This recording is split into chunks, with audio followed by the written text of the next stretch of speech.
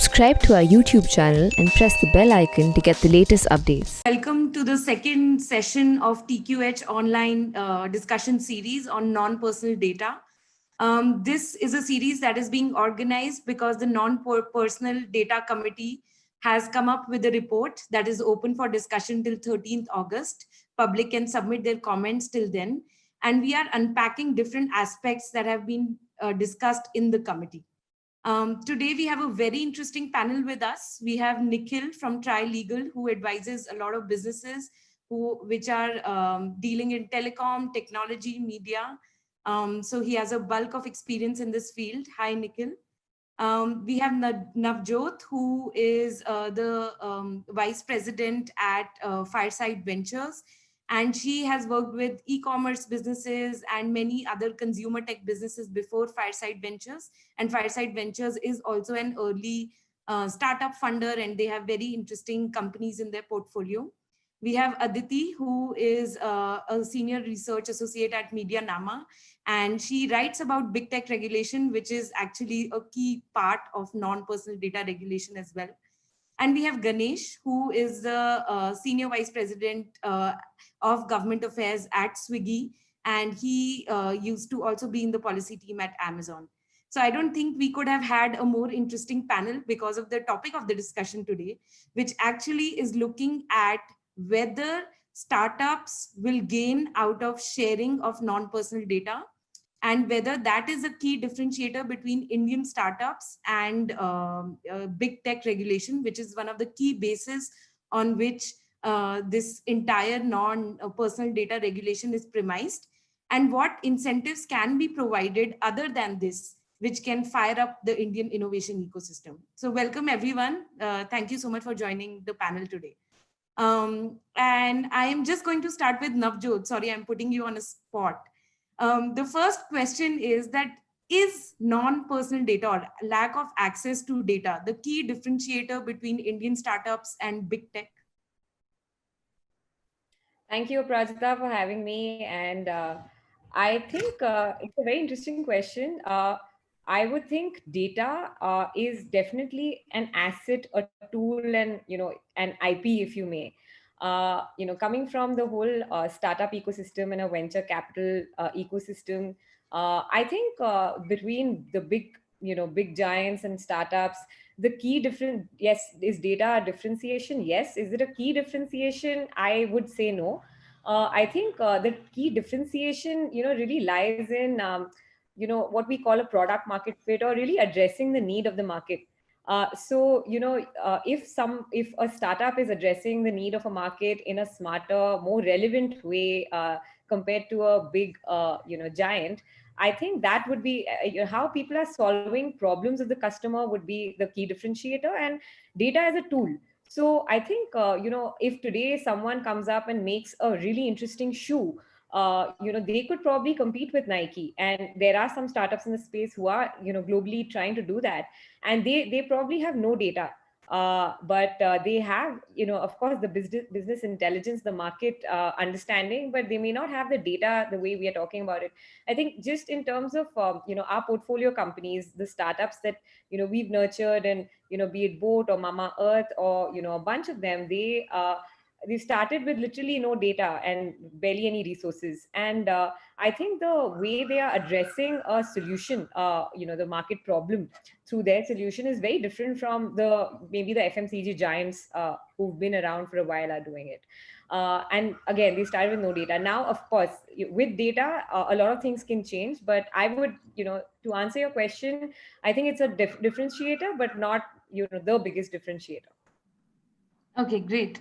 Aditi, I'm curious to know what you think about it, because you've been covering the space and you've been tracking how regulation is happening, a lot of work around antitrust, etc. So what are your views on this?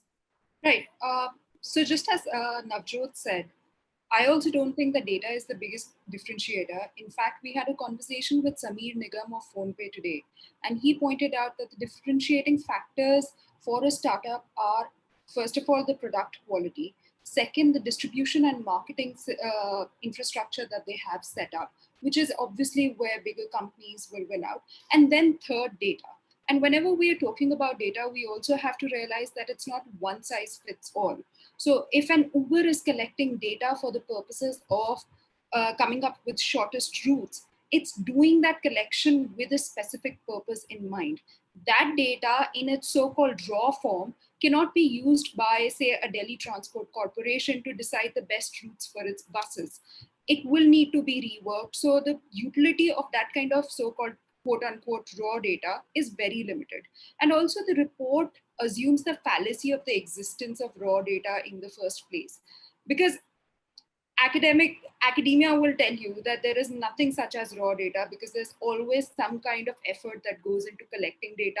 There are choices that are made in collecting data, choosing what is excluded, what kind of information, what kind of data is treated as noise and therefore excluded. So a data set that is useful for an Uber may not be useful for a Meru, may not be useful for a DTC, which is why data cannot be the differentiator, or in fact the sole differentiator between a successful startup and an unsuccessful one. Great. Thank you, Aditi. Nikhil, I'm going to come to you next, because the report also mentions that it's not just the data that is the differentiator, but the network effects that, a large amount of data creates. And from a legal standpoint, do you think, what is the parallel to any other industry, right? This is not the only industry where you have a few big players. There are so many other industries as well, which are oligopolies in some way. So do you think there is any policy precedent where a certain sort of, asset is being shared with other sort of newer players in the market, so that market incumbents, do not only have the market power? Yeah, so I think first let me just add some my perspective into your previous questions, and I'll come into this one. So I would say that the key differentiator between an Indian startup and, let's say, a startup in the US is that the Indian startup will have to fight a lot of battles. There's tons of compliance.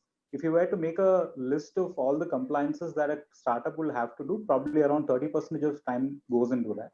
Then they have to fund an additional 30% or 20% or whatever into the GST amount that they have to pay for the services that they pay as an advanced GST. And they have to fight a lot of battles, including getting clearances, getting telecom connectivity, hiring these people. Then if it's about firing those people, some additional compliances, etc. So there is a lot of problems in the ecosystem that we have. And I think instead of solving all that, we are just trying to find a villain. And the villain in this case is big tech. I'm not saying that there are no problems with big tech or there are no problems with the tech industry at all that we need to solve.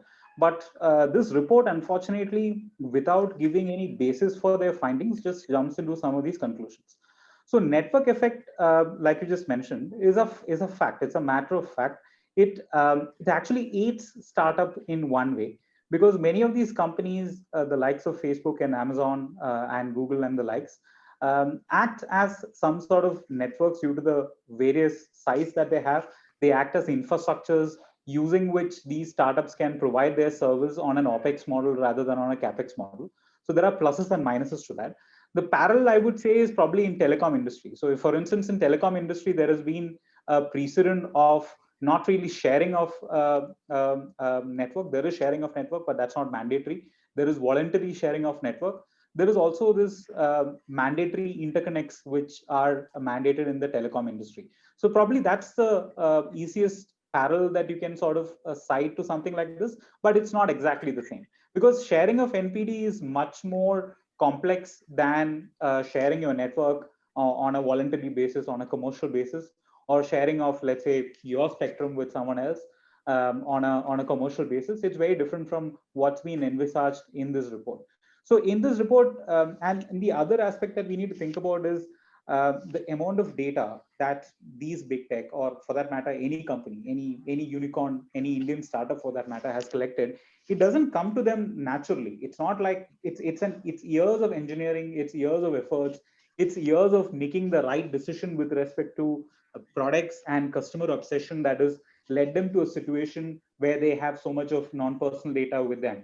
And at one point of time, you're just telling them, look, your competitor or someone else in the market would want to use the data for their own benefits.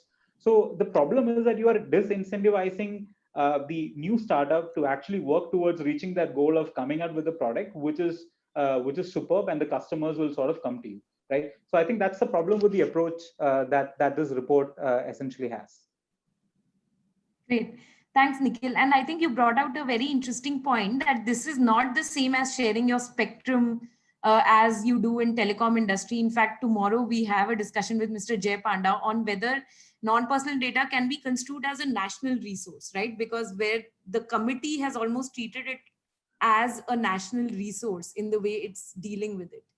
Ganesh, I'm going to come to you next. You are from a startup that has actually become a unicorn, right? It's an Indian startup that everybody uses almost every day, and it's become a unicorn. What do you have to say about this? Is data the key differentiator, and is the approach that the non-personal data committee taking?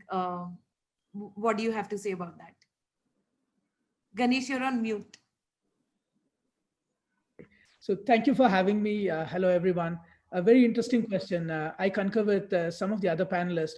Data is an important differentiator. It is not the or the key differentiator. I mean, you know that to acquire data, data is equal to capital, and to acquire data, you have to burn a lot of capital. So there is an effort to it. And with respect to, if I could just give an analogy, data is an engine. So if you buy a car, you don't buy the engine, you buy the whole car. It's like that. So it comes along with that. So like a very famous CEO said many years ago, I don't want to name him, when two competing entities in India had the same engine, he said, now is it level playing field? He said, you don't buy the engine, you buy the car as a package. So that's a very interesting analogy, I would say. So from that perspective, when you, I would just go a little further ahead. I think your question will come later. So even if a data as a national resource, which I think is a national resource personally, so if it is shared with other startups for them to use it, you with just that data set, you cannot make much. You have to have your other engines like AI, ML, and then use them to create a product or a service that actually makes a customer to come there, and compels a customer to come there and access it. So just pure data being there as a data set is not going to make just create a huge ecosystem. You have to have a lot more activity around it. And it does, if you ask me, some of the parts of the report is very interesting for innovation. Like, I was speaking to somebody, he said, why California has got a GDP that's almost equal to our country, while it's a very small state with a small population. It's because innovation, where unbridled innovation happens. For innovation to happen, you need to have an ecosystem that actually helps it grow. And having access to data for startups will be one of the elements. This is what I feel. Thank you, Ganesh. So I think a lot of people are in agreement that data is not the key differentiator. Then my question to you, coming back to you, Nikhil, even if, for example, this regime, the government in its wisdom thinks that no, this is the key differentiator, and there is a case for a mandatory sharing of data, realistically, if this was to come through, what do you think would be some of the legal constraints on using this data from an IP protection perspective? Yeah, so I think there are two perspectives here. One is coming from an IP perspective, and second is from a privacy standpoint, right? From an IP perspective, what's important is, look, the data set or the database that you create, you have an IP over that database, not on the raw data per se, because that raw data is arguably can be argued out of IP per se. But what really is the definition of NPD, non-personal data, really comes into picture here. It's not very clear if we define it as anything which is not personal amounts of non-personal data. It will mean that all intellectual property, all proprietary information, confidential information, etc., falls into the bucket of NPD. The committee has considered this and specifically said that, look, we don't want algorithms or proprietary information to be shared. But who takes a call on what amounts to proprietary information? For instance, in India, trade secrets are not afforded the kind of protection that it's afforded in the West. It's not protected by law. It's purely protected by contractual agreements, with confidentiality agreements, with non-disclosure agreements and such. So if there is, let's say, a non-personal data authority which is constituted, the authority will have to sit in judgment and then decide whether a company can decide to hold off sharing that information based on the factors it is proprietary or confidential to them. So that's not real adequate protection for companies to sort of be comfortable with. That could be challenged later. There are questions around the other one is around data privacy per se, because when you look at NPD per se cannot be used to identify a person. But if you have massive layers of NPD which can be processed using artificial intelligence technologies, it can be used to re-identify persons and re-identify individuals. And if it's openly shared without any sort of liability framework around it, it could be misused by bad actors. It could be used for targeting individuals. It could be used by nefarious actors in the society. So these are the two major challenges we have to take care of. So let's say a company decides to share data mandatorily, then what is the protection? What is the safe harbor that the law will sort of afford them? And what is the framework that the government is proposing to ensure that this sort of misuse doesn't happen of the data that is being shared? Right. That's a very good point, Nikhil. So actually, I'm going to take this to Navjot now, because as an investor, what legal sort of check and balances would you require to be able to be comfortable with such a regime if this comes through? Right. Prasita, I think it's a very interesting thing that Nikhil was talking about of, if data is mandatorily shared, then what is the protection that you give a company, right? So from an investor point of view, that actually becomes a very interesting thought. And, not just protection. I mean, if there's a company which has its own algorithm, or which, it has its own data set, which is its asset, and, they are mandatorily sharing it, not just about what protection they get, but also I would also look at the other side of, what is the incentive? And, it's how does this benefit? Is it is mandatory sharing of data actually a collaborative effort? I mean, is it a win-win situation where someone who's receiving the data and also who's sharing the data, who's taking the pain to actually build that asset, is that person incentivized enough? And if there is not enough business incentive in it, then it's not a great return on my asset, so to say. So as an investor, I think it'll be it's interesting, while which side of it are you on, if you're on the receiving end or the giving end. And I think, to be fair to both ends, it would just mandatory sharing of data without protection, without incentive, actually distorts the free market, in my opinion, to some extent. And I think that would probably not be, that just causes inefficiencies, in my opinion. So as an investor, I would definitely think that if there's a collaborative effort, so today, if I am investing in a startup that collects data of their customers, of what is how many cars and what are the data points of a car, for example, and if they are mandated to share that, and if a competitor is actually using it, what is the benefit of actually collecting, putting resources behind this data when you don't have any competitive edge over it? So as an investor, I would definitely think of that. Actually, Navjot, I'm going to add another dimension to it, and Nikhil, you could sort of come in here again.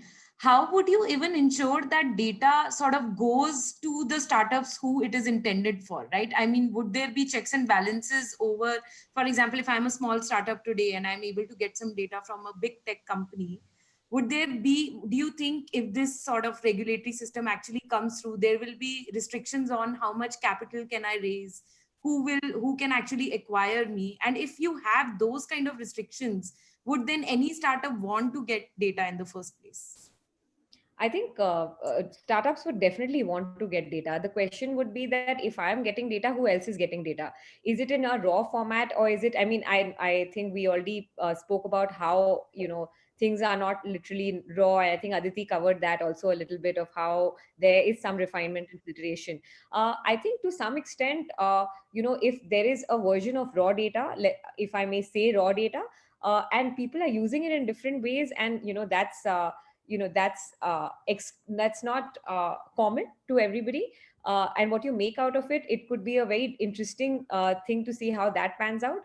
But I think if someone is getting, if a startup is receiving data which could be competitive advantage, but it's open to all, then that actually that's not competitive advantage. So data for it depends on how we are using it, whether it's being seen as a competitive advantage or not, and who else is getting that data, how is that coming to my startup, for example.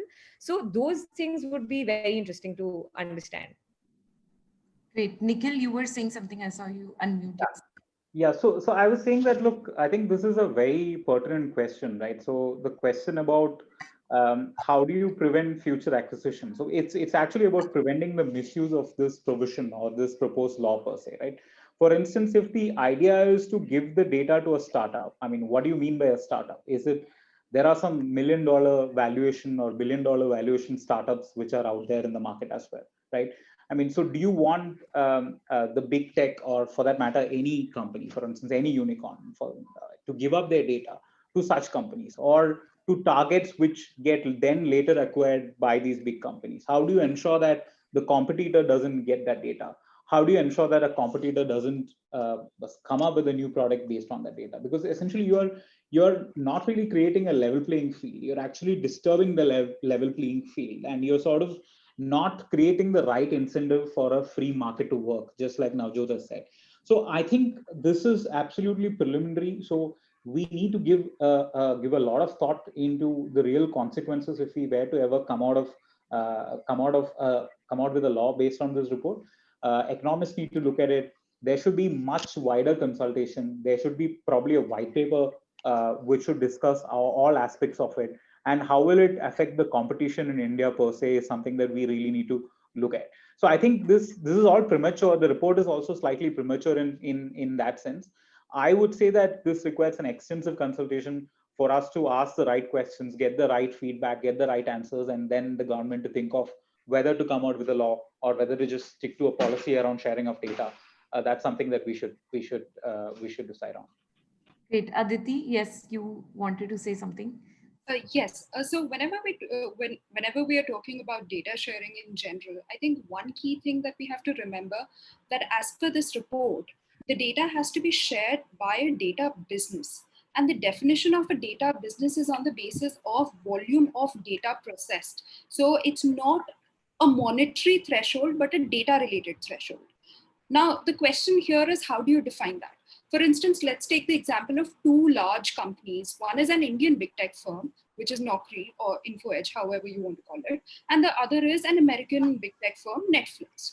Now, Naukri processes a lot of personal data because it's going through people's resumes, which may have your phone number, your addresses, your qualifications, and depending on the kind of job you're applying for, other data as well. And then you have something like Netflix, which has a lot of data itself in terms of the content that it's hosting. But in terms of personal data, that will be fairly limited to, say, your financial data and to the basic metrics that you input when you create an account. Now, is a Naukri processing as much data as a Netflix is? Are both of them equally likely to be data businesses? And do both of them have the same, should both of them have the same requirements for sharing data with a startup? So A, we need to consider that. B, when we are talking about setting a value on the data that is shared, as per the report, that will be determined by the market economy. When there is a value add. So when we are going one step beyond raw data, and there's certain value addition that, say, a Facebook has done in terms of processing it. Now that has to be done by data exchanges. But this is something that we discussed earlier this morning, which was about what happens in such a process. It creates a gradation of databases where certain databases are more lucrative than others. So when we are talking about competition, that let's assume 10 different startups, irrespective of their valuation, want Swiggy's data. They want the data, access to databases. I think Ganesh just shivered there. Yeah, go on. Maybe Zomato's then. Then it also inflates the value of certain data sets. and creates this not wrong, but a mistaken impression within the market that yes, this kind of data is valued more, so let's start collecting more of this data. So could that set a dangerous precedent which harms people's privacy in the longer run? That's something that we need to keep in mind. I think that's a really good point. Ganesh, do you want to come in here? No, I mean, see, I have a slightly different take on this.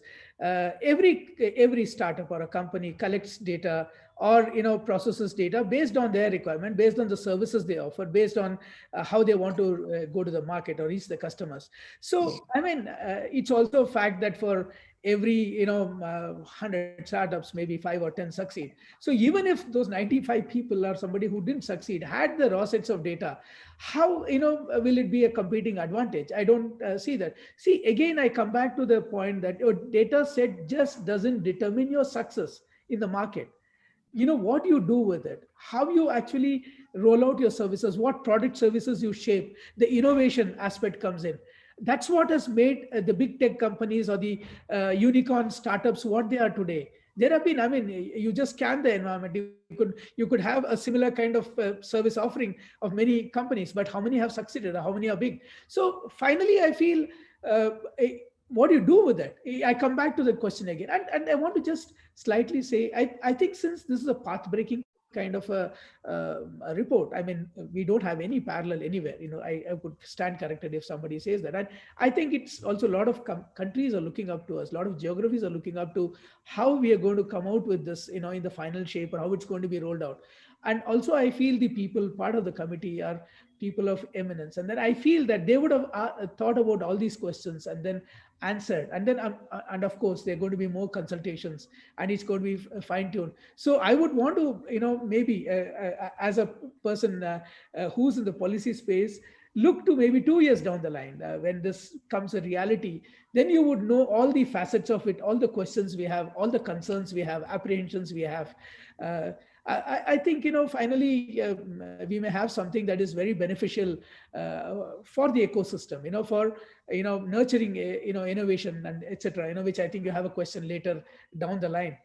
So this is my take, Ganesh, I have a question though. I think what I want to check is, what do you think this sort of a regulation will have an impact on foreign investors? For example, even Indian unicorns are heavily invested by foreign investors, right? And they are obviously looking to get something out of it, which is why they pump in a lot of money, especially with tech businesses, consumer tech businesses. There is a lot of capital that needs to be invested for them to be able to create a market, to try to get sellers and buyers on the same platform.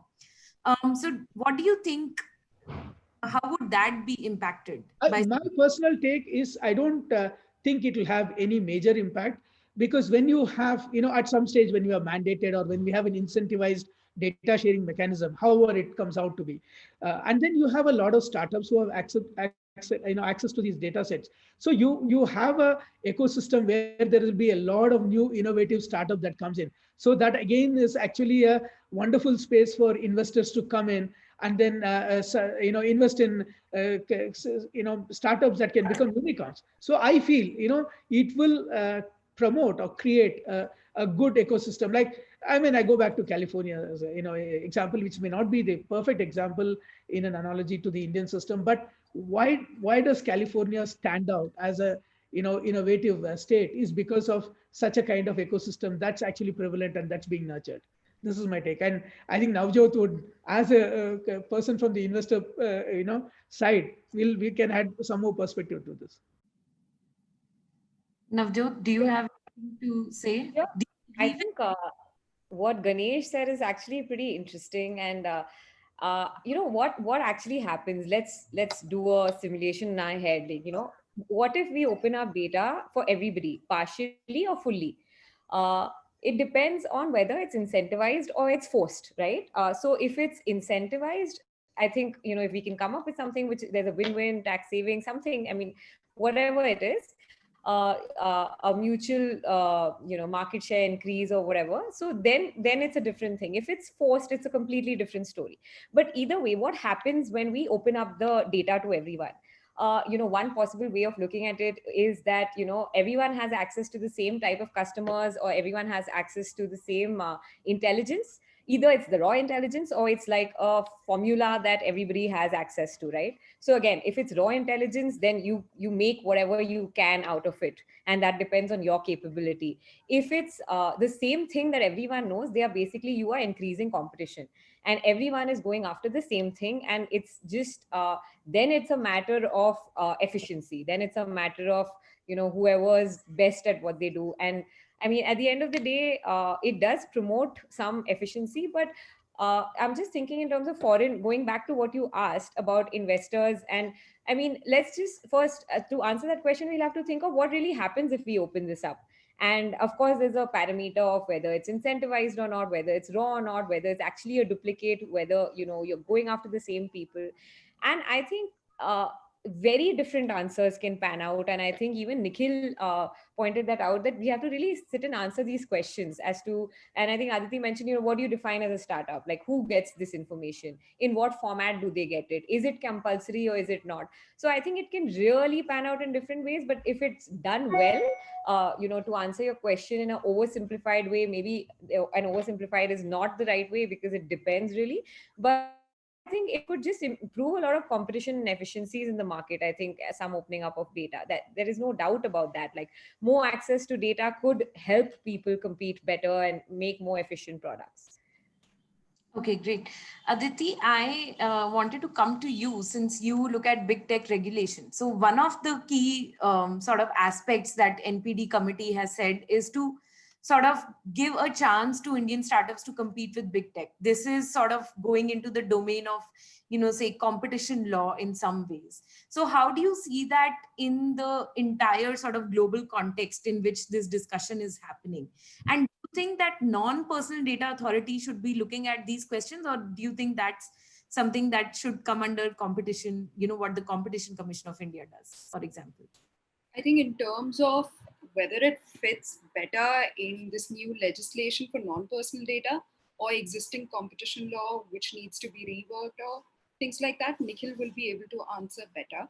But in terms of global outlook, as Ganesh also pointed out, that this is the first time that we are having any attempt to regulate non-personal data. There have been some efforts made by the EU. EU, I think in March or January 2020, proposed a data strategy for 2021, which is where they talked about data sharing from government to private entities, which is what our report talks about in terms of government non-public data, public non-personal data, and in terms of private to private sharing. But that also has a caveat there that falls within the realm of competition law. And even when it talks about data sharing from big tech to smaller companies, it acknowledges that again needs to be dealt by a separate committee on competition law. So there's a recognition that this kind of regulation should not fall within the ambit of NPD, primarily because there are a number of leaps of faith involved. That access to data in whatever form it may be will necessarily lead to better competition. That hasn't been proven either through a sandbox or through any startups that are actually there in the field. I was just going through a list of some of the companies that, for instance, Alphabet has required since it was set up. It has acquired or merged with more than 200 companies. And most of them are, as Ganesh also mentioned, they deal with technology rather than data. So Google isn't trying to get access to data itself of people or on people. It's trying to get access to technology. So it wants the computing ability. It wants the ability to check my face in terms of whether I have 2 eyes or 3 eyes. It doesn't care that it doesn't need access to eyes as such. So that's something to be. I think that's a great point, Aditi. Nikhil, I'm going to come to you since Aditi. I just have one point to add to what Aditi said. Very interesting. Like, it's not the data set anybody is after, it's the technology. Like, railway data. I just take one random example. So railways, if they open up data or have they opened up data, you could have a lot of startups that come in to say, who have use the AI ML and then say, will I get a reservation? Will I get a seat? if somebody comes and then comes out with it. So that much, efficiency is improved. And this company, when it could be very interesting for a travel company to acquire, because, it gives them that much more chance. So, I mean, these are the very interesting possibilities, this is what I want to I think Ganesh, here the question is not so much about data that is being shared by government, because from an economic standpoint, you could argue that data set has been generated using public money and public resources, and therefore it's not taking away the incentive of innovation from any private entity by sharing that, right? And I think here the question is more about whether we can force private entities to share that non-personal data, and especially the way it's been framed in the sense of competition law. So Nikhil, I'm going to come back to that question again. Do you think competition law needs to be updated a little more to deal with this question instead of the NPDA? I think so. Because I think we are looking. If you look at the report per se, I think what one can see is look, I'm a tech lawyer, right? If I'm a good tech lawyer, I would like to be a dominant lawyer in the market, right? So that's the essence of a business. So Swiggy is probably the best in what they're doing in the market, and they'd like to be the best and be dominant in the market. There is no problem with that. That's how free market works. You can use all your resources to be dominant in the market, but you should not abuse that dominant position.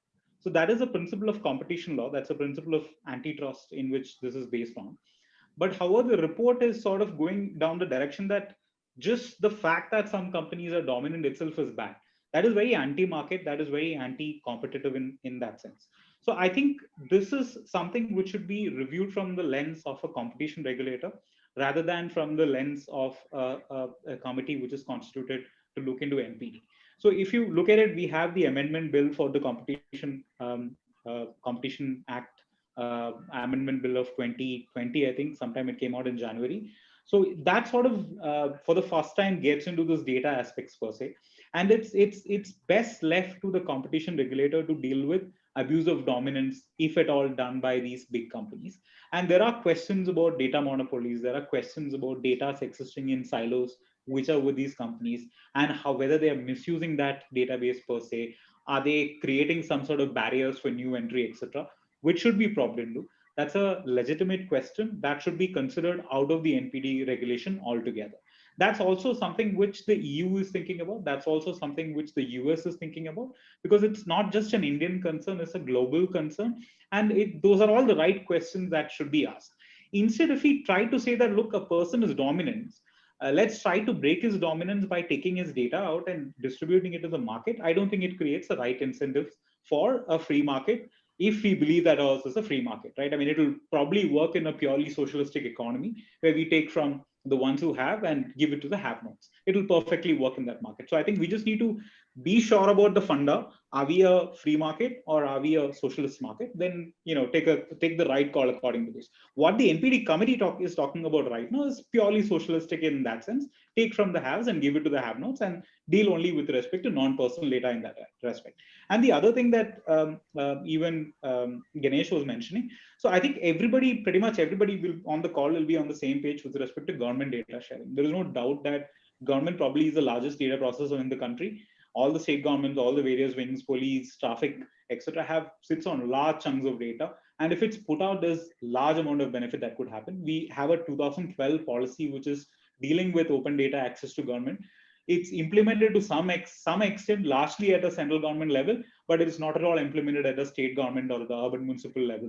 So I think that should be the immediate focus per se, and it's possible to create large value out of these data sets which are already there with the government if it's put out in the correct manner, in the usable manner.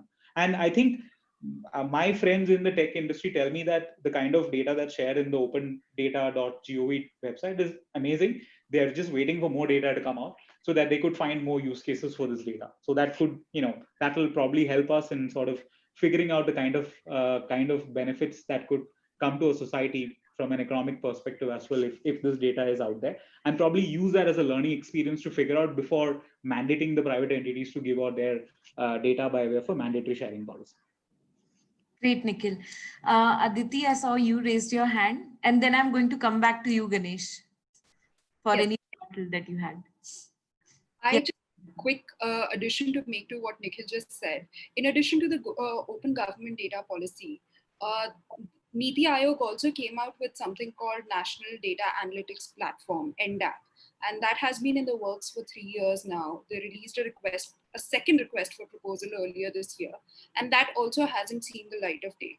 So there also the aim is the same as OGD, which is to create open data sets that can be used for analysis by private firms. And also the report talks about how public non-personal data needs to be available for everyone to use, analyze, etc.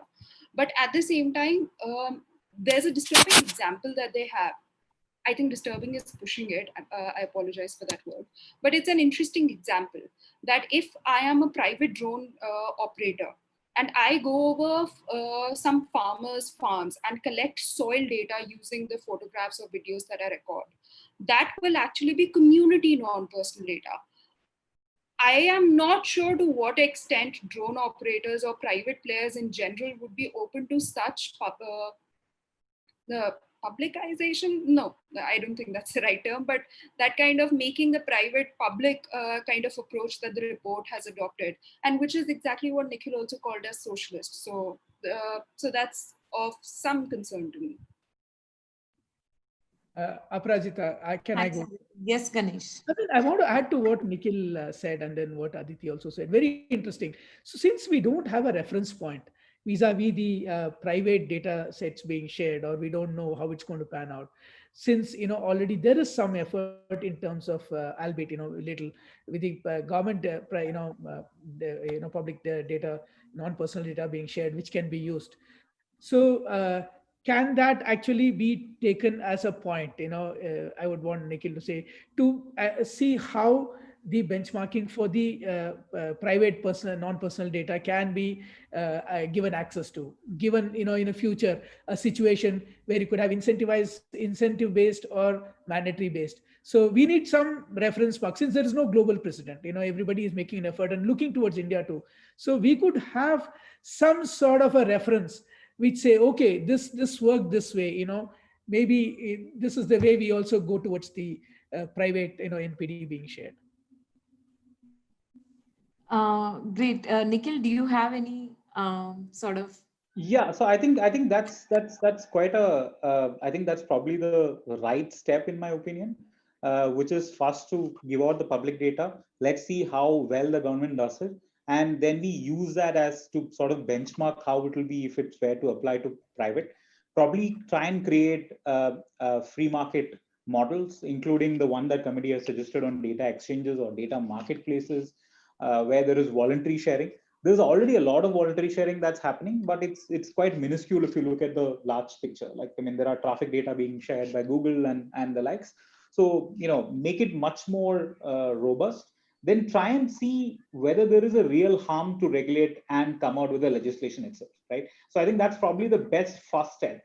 Put out government data out in the first place, create ecosystem for free market models where private entities can share data on a voluntary basis.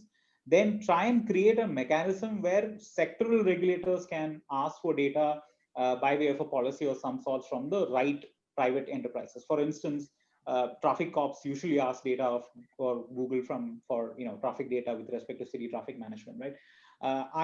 The reason why I'm saying why it should be sectoral is probably I don't think there is a real commonality of interest or understanding or depth of knowledge that, let's say, if you put up a new regulator, right? I mean, how do you expect a non-public data regulator to have knowledge about traffic data, defense data, telecom data, IT data, personal data? It's not going to be possible. So let's ensure that the traffic department deals with the traffic data, telecom department deals with the telecom data, finance ministry deals with the financial data, or the RBI deals with the financial data. That's probably a better way to sort of handle this on a voluntary basis. And once we try it out, we'll have precedents.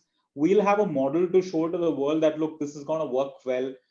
Then try and think about an exceptional situation like the compulsory licensing regime in IPR, where there is a real need for strategic interest of the country to get some data subset from a tech company or any other company for that matter. I mean, honestly, for that matter, most part of our discussion, we're just talking about tech companies, but it's not just for tech companies, it's for every company, right? So it's going to apply to pharmaceutical, health, defense, every company. So get that right, incentivize them, and sort of get into a compulsory licensing model on an exceptional basis based on the experience that we have when the public data is outside. That way we can also figure out if there are competition issues, economic issues, legal issues, also privacy related issues. I think, Nikhil, that's a great point. But I think a lot of people would say that the more sectoral regulators, if they also start looking at this dimension, then there'll be so much confusion. Because, with tech, I think services have become so fluid. Every company is everything. And which is why when we saw the e-commerce policy draft in 2019 and the one that just got leaked, that also looks at the entire digital economy. So essentially, there is no difference. I mean, the government is finding it very hard to sort of carve out different industries, and that is also the problem with data. So it's really disrupted the way even sectoral regulators think about sectoral regulation. I'm just going to take the last question to Navjot before I open it to audience questions. Navjot, since you spoke about incentives, and I think Nikhil and Ganesh also mentioned that, maybe an incentive based approach would work better, right? Where it's a win-win for everyone, maybe. What do you think those incentives would be? What is your wish list as an investor that would convince you that it's fine, we can share our non-personal data? So that's actually it's a very tough question to answer, but let me actually tell you the way we think about it. I think the report mentions how it's an attempt for transparency, innovation, and quality enhancements through the data sharing efforts that we are trying to do. And I think the heart is in the right place, where we want more transparency, more equality, more innovation. Everyone wants more innovation, and like we've all the other panelists and all of us have discussed, but at what cost? Is it how are we protecting everybody else? So I think in terms of that, when we kind of make things mandatory and not incentivized, what happens is the fear is that it becomes a capital game. So whoever has more capital will tend to probably go out and buy that data, and then that's not really solving a innovation problem. So if we were to look at it in that aspect of kind of buying data. Now, if we look at it as incentivizing data, I think there are a lot of opportunities where the free market can collaborate. And incentives can come from, of course, growth and economic benefit.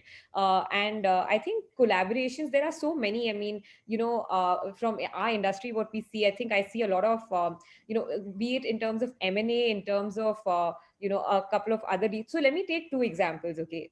I think in the consumer investor space, the D2C business model is is like an investor sweetheart model, right? Like where investors love direct to consumer businesses, because the company is selling to the customer themselves. They don't need to go through a marketplace, for example. So they own the margins, they own the customer, they own the customer data, which is an advantage.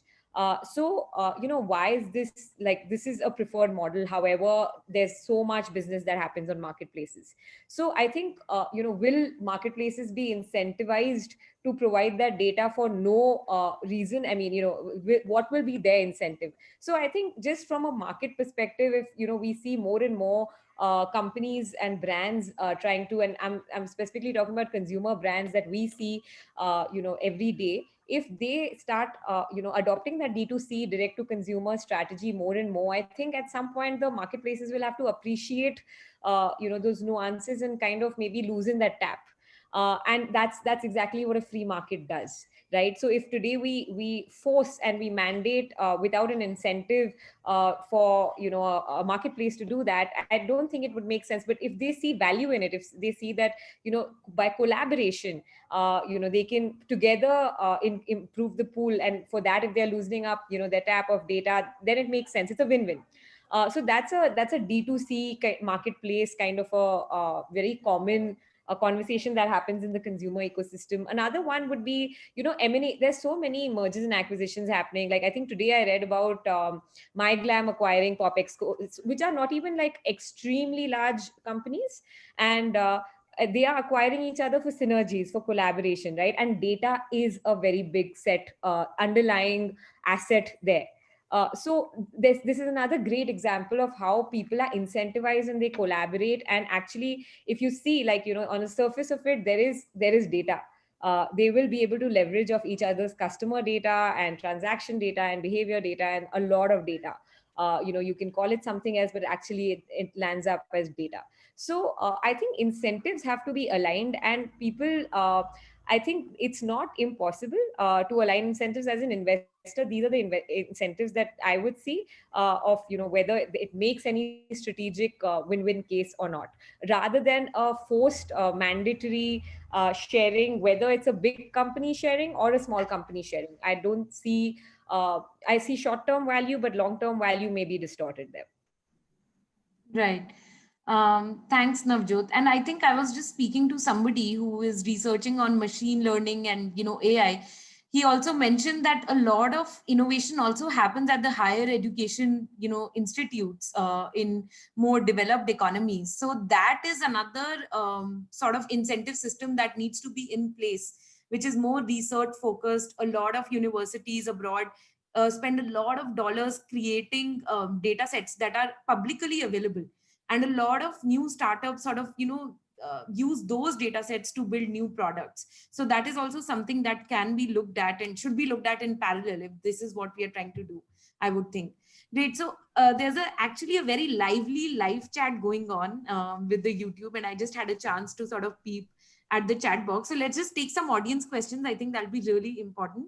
So I'm just going to start with the first question.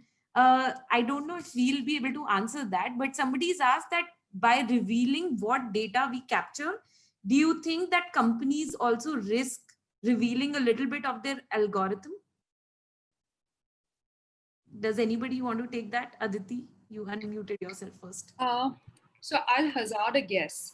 One thing to be kept in mind over here is it's non-personal data. So you won't have things like the transaction ID given or your name or your phone number, etc. given. This will be aggregated data. But once you have done the aggregation, while you may not be able to arrive at an algorithm, you can certainly know the direction in which the company is thinking. So for instance, if I am an e-commerce firm and I have given up aggregated data about this is all where these kinds of carpets from Nagpur are sold. So that gives me an idea, given if they know my scale, then they know that, oh, I might be about to get into that kind of market. So I'm not sure whether algorithms will be revealed or not, but the e-commerce policy that you talked about, the draft that got leaked, that talks about revealing algorithms to the government for purposes of bias mitigation. And that was an interesting thing because this report contradicts that and says, no, algorithms are proprietary material. So we don't want them at all. So Ganesh, do you have any input on? I would also hazard the second guess. I would like to hazard, like I think when these data sets will be given out, it will be in an anonymized state. I from there, it's up to them to, because if you're giving a set of data, not everything will be relevant to everyone. It could have some 17 attributes, and then you would just need 5 or 6 of them. So reverse engineering, is it possible? Perhaps, but is it worth their time? I don't think so. What will they do? I just go back to one of the arguments I made earlier. Just by data, you cannot have a successful business entity. I will give you a small example. We think data is of course generated by e-commerce activity, but you walk into a store, they ask you for a phone number, and then when you swipe a data, there's some data collected. But why do they ask you for a phone number? So they can reference into your buying behavior, so they will call you when the second set of lot comes in after 1 month, when you would have exhausted. So data is being generated everywhere, but you think that using that data you can go back to the algorithm? The effort will be so much. I think maybe it may not be worth their while, but can it happen? Perhaps. We need to more deep dive into that and then check it. Will they have some systems by where they can get the algorithm? Okay, great. That's great. There's another interesting question. And I think we spoke about this a little bit because California always comes up whenever we are talking about innovation. It says that in US, where most big tech companies belong, there are still a lot of startups which are founded and disrupt industries, right? So how are they able to do it without access to non-personal data from big tech?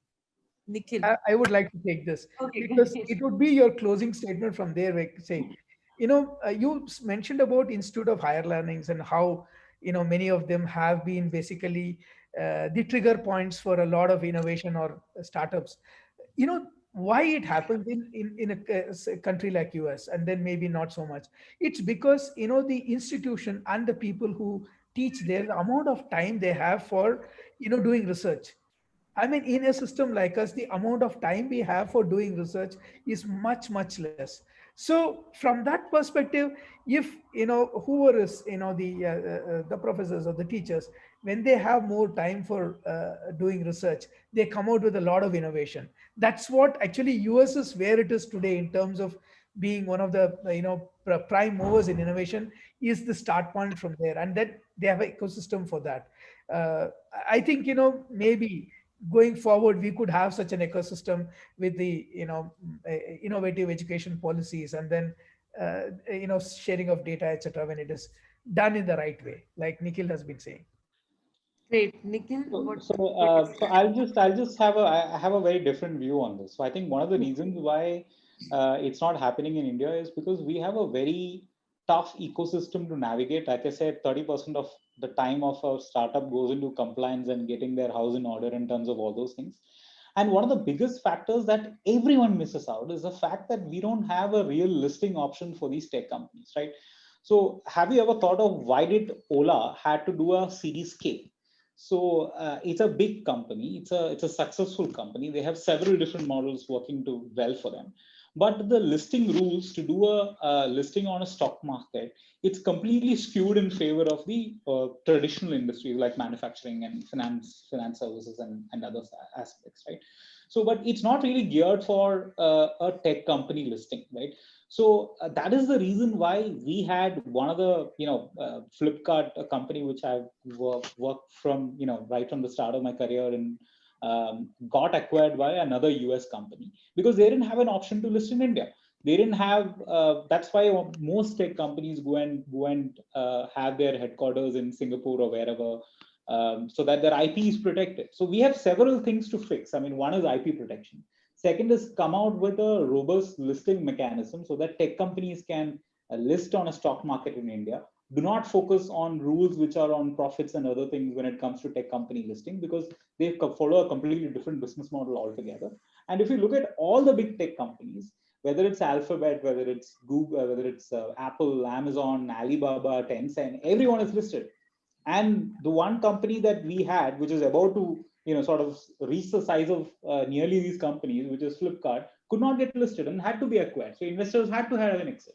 So I think these are the problems that we need to fix: compliance, exit options, and of course IP protection. Because IP protection in India is comparatively very weak, and that's one of the reasons why you move to Singapore. In that sense, I think non-personal data is the opposite of IP protection. Exactly. So I think there are. I mean, look, sharing of non-personal data is great, but I think we've got several problems to fix if you want this country to progress in a much more faster pace. I mean, of course, education comes in, like Ganesh said, but these are the problems which can be immediately fixed. SEBI came out with a separate window for listing of these tech companies, but it did not take much, did not have much takers because, it wasn't very attractive for the tech companies. Probably, I think that's probably the first step and the easiest thing to fix in the market right now, is to fix the listing and exit option for the investors. I don't know if Navjot has any other views on that. Navjot? Yeah, absolutely. So, I mean, I completely agree with both Ganesh and Nikhil. And, while Ganesh spoke about, there's not enough research that happens in India. The fabric, and both of them, what they spoke about, the fabric of India is extremely different from California, right? Like, look at the research, look at the compliance time, like look at the hustle that a founder has to face. Do they actually spend time on actually data research, or they actually hustle and get the compliances done, or do they like figure out what the exit strategy should be for the for their investors? So I think the entire ecosystem is extremely different. And I mean, in terms of educational institutes that you spoke about, I think very few I would tend to agree with Ganesh that there are very few institutes that do that. I think ISB, Indian School of Business, is one of the few research-based schools that actually does that. But like, we don't have that fabric largely. And also, one very interesting thing that I'd like to add is, we talk about we don't have data because we don't research enough, and we don't we are hustling all the time. But what about the data that we have? Do we know how to use that data? I personally think that's a huge question that we should try and answer, because yes, I mean, of course we need more data and everybody loves more data, but like, what about all the data that we have? Do we have the technology, do we have the expertise and the resources to actually optimize and use that data? And I mean, I've worked with a bunch of companies and across like India that which they do have a lot of data which may or may not be completely optimized. So I think tech development and tech adoption, just to apply that to data, can be very different. So while we may have something, we still may not have used it fully, is my thought process. Aditi, there's a question on the YouTube chat, and you may have looked into it. One is that, have you seen any global sort of precedent where a certain a policy like this has been proposed? And I think we briefly touched upon it, that we're sort of front runners in that. But what is an alternative policy? For example, in Germany, they've sort of modified the competition law to actually have a data threshold also for mergers and acquisitions. In France, they've gone extensively. I think they had a committee report on AI, which extensively spoke about the fact that how big tech could be incentivized to partner with, either education institutes or set up their R&D centers in India. Do you think there are any international best practices that we could sort of look at to be able to solve this conundrum? I honestly am not sure. I haven't gone through the German competition law or the French report that you're talking about. So I wouldn't be able to comment on that. I'm sorry. Okay, that's fine. Nikhil, do you have any sort of this thing, especially on the competition law? Not really. So like I said, I think we've also had some proposed amendments to the competition. I think that to some extent takes care of this issue. Data threshold itself, the German example, I haven't studied it, but it's a very active discussion both in US and EU, as I'm aware of. But I think the threshold definition per se, I'm not sure how the definition will work. Probably I'll have to study that and get back to the user who can connect with me offline. Yeah. Aditi? Yeah, so just to add on to the data threshold thing that Nikhil also mentioned, and the person who asked the question, the NPD report does talk about in the definition of data business that, like the personal data protection bill has a threshold on the basis of 6 different parameters for a significant data fiduciary, the NPD report just considers one, which is data threshold. And as I gave the example of Netflix and Naukri, they're probably dealing with the same amount of data in terms of volume, but how do we look at it? Do we then juxtapose it with meta data directories, which is something that the report touches upon but doesn't get into and doesn't explain what these directories are? So there are a lot of unanswered questions there. So data thresholds, personally, I don't think they are a viable category, because then, as Nikhil also pointed out earlier, we would need sectoral regulation. So to do it on the basis of bits, then online content, so an Amazon Prime video would always have the cards stacked against it, versus say maybe a PhonePe, which is dealing with a lot of financial data, which is of lower bit value, so to say. Right. And I think related to this is a question on vertical integration, right? For example, if a big tech firm, given the amount of services that they have and the amount of different sort of, as we were talking about, it's very hard to say whether something is a payments company now versus something is an entertainment company now. And because big tech is able to vertically integrate, do you think that is something that needs to be, that will be solved by non-personal data sharing? Or is that something that technology by its very nature builds on each other? So that's something that is inescapable. Any thoughts on that?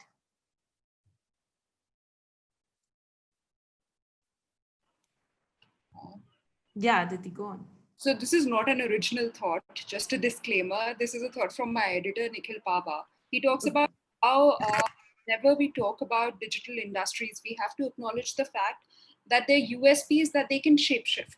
So what starts out as a book-selling company slowly becomes an e-commerce player, slowly becomes a a content platform, slowly ventures into fintech as well. I'm talking about Amazon, of course. Flipkart is also going down a similar route. So in that case, vertical integration, of course, I can see why it would propose a huge challenge. And that's what the American Antitrust Subcommittee also discussed last week, especially with reference to Google, that because of vertical integration, they can create this walled garden, etc. But again, that's a competition issue. Is that necessarily a non-personal data issue? As a non-lawyer, I would say no.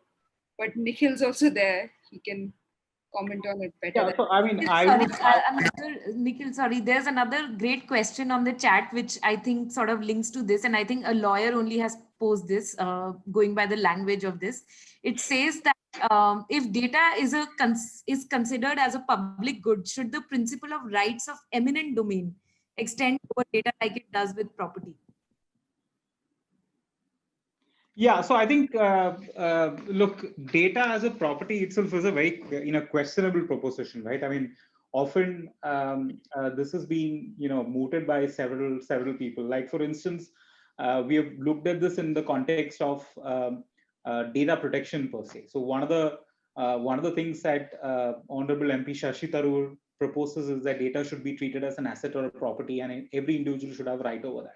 But the problem with data being a property is that, unfortunately, in India, you don't have fundamental right to property, right? So your fundamental right to property was taken away by the Keshavananda Bharati judgment of Supreme Court, and it can be acquired by the state by giving a fair compensation to you, right? So I don't know how much of that makes sense. So from a civil rights perspective, and often even from a company's perspective, a non-exhaustible resource like data, I'm not sure if it makes sense to classify it as as property per se. For instance, there are these discussions also about data as a oil, but oil is something which is not data is infinite, right? Where oil is finite. I mean, it will get exhausted at some point of time. Data is probably like the example that I can think of is more like sunshine, right? I mean, because it's everywhere. It's up to you to decide whether you put a solar panel and decide to utilize it or not, right? So if you don't want to put the solar panel and utilize it, it's gone, it's wasted, and you don't get it back ever. But if you decide to, for instance, just like your heartbeat, if you decide to wear a tracker or an Apple Watch, and decide where you want to mine the data, process data to get some input out of it, you can do it. Otherwise, you can just let it be. So I think that it's a conundrum. I don't think it's really answered anywhere. But if it's treated as a property, yes, Article 300A eminent domain will apply. State can acquire it. So I would try and see if, at least from a data protection perspective, treat it more like a right to privacy and then right over data perspective, rather than treat it as a property. Because as someone from a civil rights perspective, I don't think it makes sense to treat data as property. Great. So I think, just to sort of simplify, I think what you're saying, it's not like land which can be redistributed, and it's exactly. So the commons doctrine, it's very difficult to apply to data as well. As much as we could say that, look, so one of the things that the committee pointed out, so I think that went as a representation to the committee, saying that, look, don't get into this aspect about ownership over data, because that's a troubling question. That's not really answered. So just classify it as a beneficial ownership, so to speak. So the committee also has done exactly that. Ganesh? I just want to ask, since this was a very interesting thought that has come up, ask, Nikhil, data, like if it is a property, the value diminishes over time, or the value changes, because my data of today, after 2 years, my preferences would have changed. So if somebody is accessing the data 2 years later, the value is completely different. So if it also at different points of time has got different relevance or value. Is that how we can look at it, Nikhil? Since Yeah. I think from a purely economic point of view, I think what you're saying makes sense, because it's not just about preferences; it's about a lot of other things, right? Your weight changes, your habits changes, many things about you change, right? So I think sometimes I think certain data definitely diminishes over time, but if you look at it, that changing pattern itself is a factor of data analysis, I would say. So I'm not entirely sure. I think we need to take it to a completely different discussion altogether. Great. Navjot, this question might be interesting to you, and Aditi, for you as well. Wouldn't mandatory data sharing, create perverse incentives for Indian startups to stay small, to stay below certain data thresholds, so that they don't have to share it? For example, when it comes to taxation or say provident fund, right? You will find a lot of organizations that will try to stay under that 21 threshold or whatever. Like even with taxation also, there are a lot of things that go on. Do you think that could really actually just change the incentives of the ecosystem?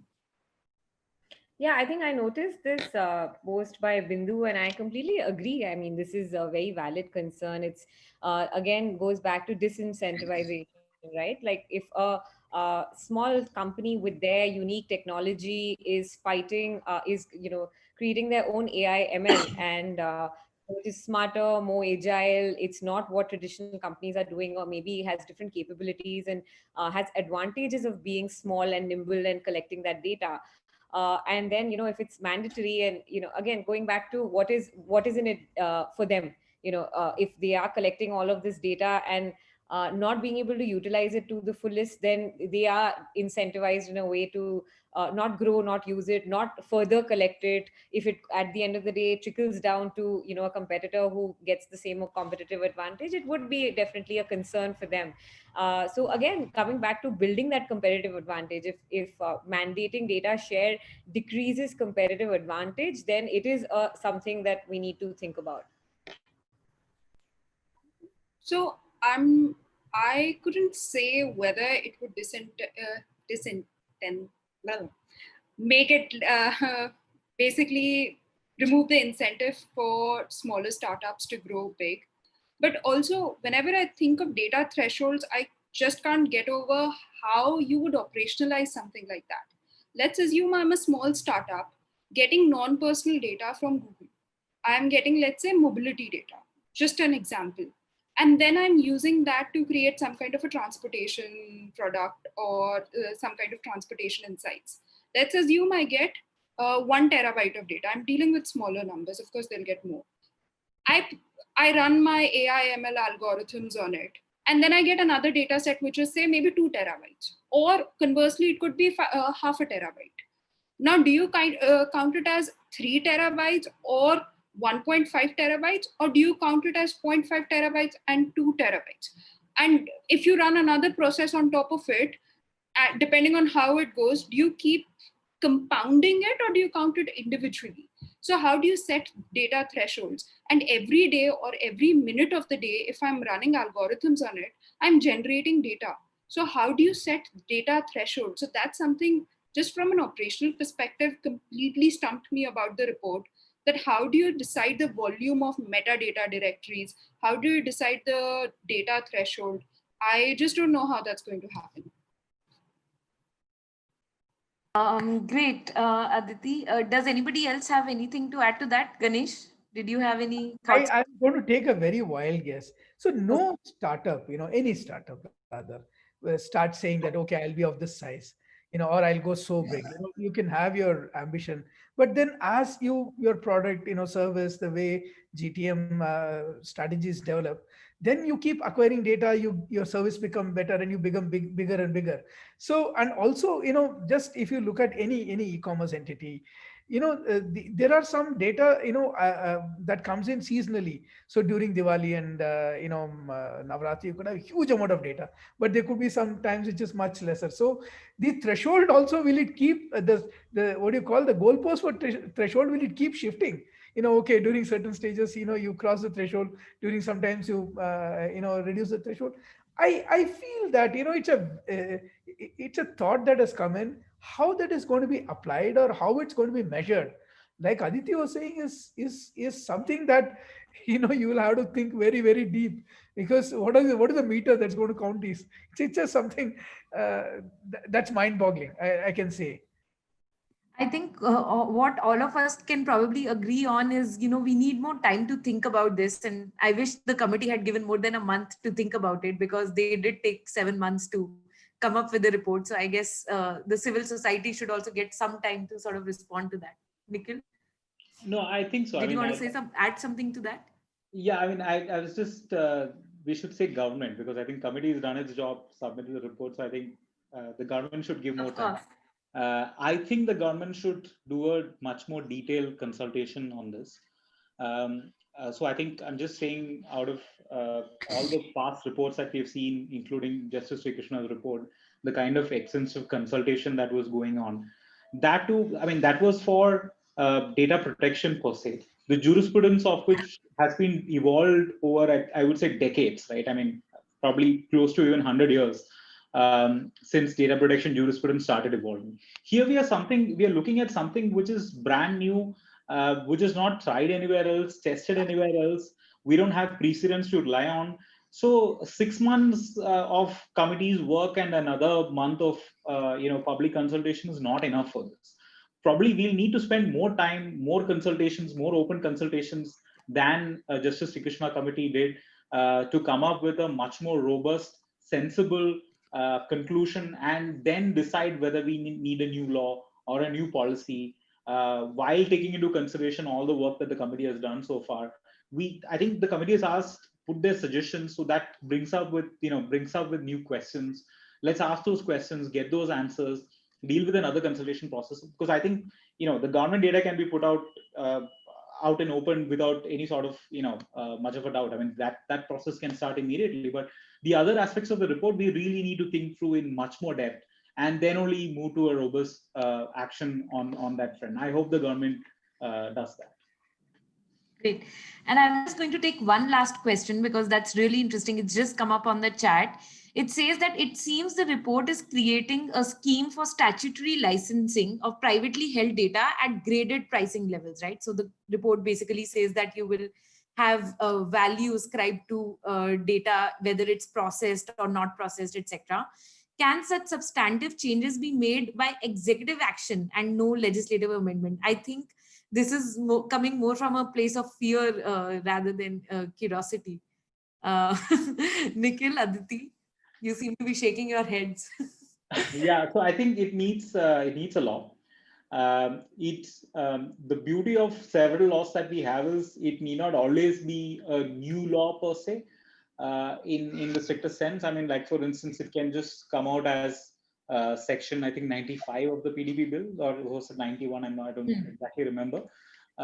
It can just be once PDP bill is enacted, probably remove that provision and come out with a law around that. That's possible. It may not be as detailed as what we have, what the committee is sort of proposing, but that's one way to go about it. Or else it can work as, it definitely needs as a statute. So it cannot be an executive order. I don't think there are enabling provisions anywhere else in the law. I mean, I don't think IT Act is probably another place where the government can try and sort of fit this in, but I don't think it makes much sense to fit it in IT Act. I don't think there are enough provisions which will grant the government the power to do that.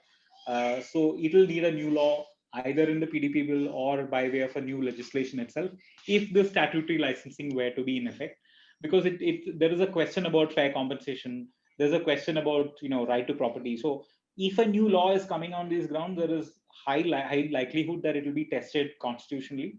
There will be arguments as to whether this is property, whether this is not property, what the government has done is right. So I think the government should do it right. It should be legislation for sure if you have to go down the route of regulating it and mandating data sharing, or even voluntary data sharing for that matter, because there are questions about safe harbor, there are questions about liability, there are questions about re-identification, whether the current PDP bill provisions are enough to look at a scenario where there is massive amounts of data which has been openly shared.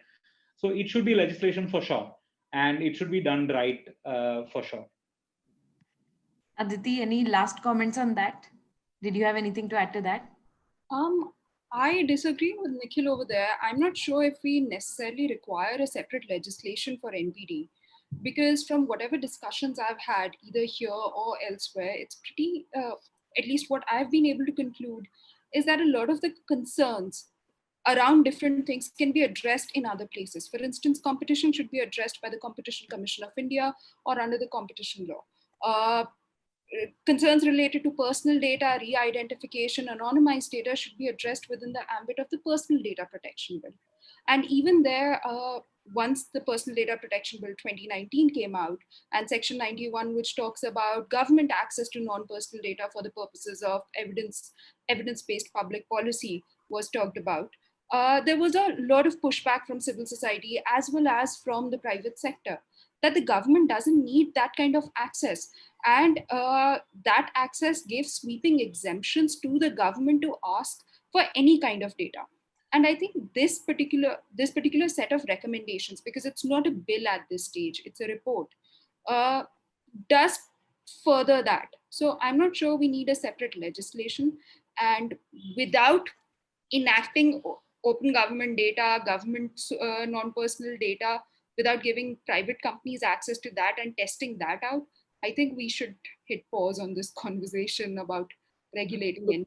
Right? Just to clarify, so I didn't mean that we need a new law. I said if we were to go down this route of creating a compulsory licensing regime, then we'll need a new law, right? So that was a disclaimer.